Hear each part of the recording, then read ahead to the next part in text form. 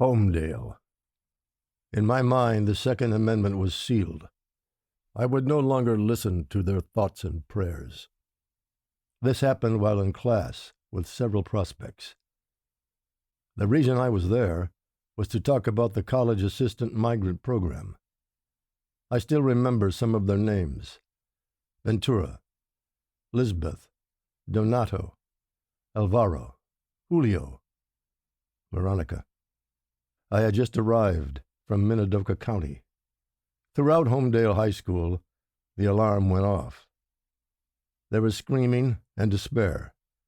Some ran, others cried, laughed.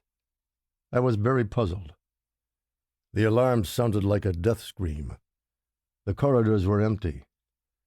We locked ourselves in the classroom, and the students told me to keep quiet. The fluorescent death light reflected on the freshly waxed floor. I'm waiting for the ambulance and police sirens to blow in the wind, the deafening speakers from the SWAT team. I felt that the air already smelled of blood. Students were still under the desks.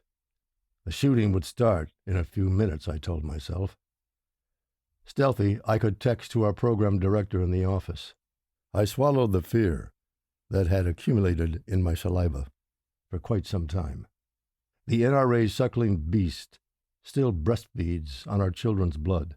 2 police officers with a dog yelled, "False alarm!" Woof, woof.